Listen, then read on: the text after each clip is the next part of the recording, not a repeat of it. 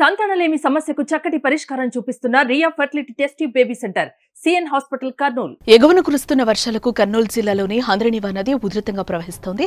గాజులదిన్న ప్రాజెక్టుకు భారీగా వరద రావడంతో ఆ నీటిని హంద్రినీవాలోకి వదులుతున్నారు. దీంతో వరద ప్రవాహం ఎక్కువైంది. వాగులు వంకలు పొంగి పొర్లుతున్నాయి. పొలాలను వరద నీరు చుట్టేసింది. గంజిహళ్లి గ్రామంలో పొలం పనులకు వెళ్లిన కూలీలు చిక్కుకుపోగా వారిని క్షేమంగా రక్షించారు.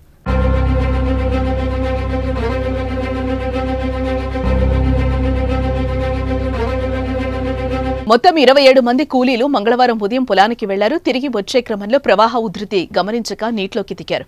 ఒక్కసారిగా వరద ప్రవాహం పెరగడంతో వారంతా ఆందోళనకు గురయ్యారు. సాయం కోసం ఆర్తనాదాలు పెట్టారు.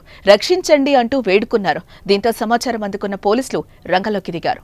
ఏఎస్ఐ తిమ్మారెడ్డి తన సిబ్బందితో సంఘటనా స్థలంకు చేరుకుని జాలర్ల సహకారంతో చేపల వేటకు ఉపయోగించే పుట్టిని ఏర్పాటు చేసి కూలీలను క్షేమంగా ఒడ్డుకు చేర్చారు. దీంతో అంతా ఊపిరి పీల్చుకున్నారు. ఎంతో ధైర్య సాహసాలతో సహాయక చర్యలు చేపట్టి కూలీలను కాపాడిన పోలీసులను గ్రామస్తులు అభినందించారు.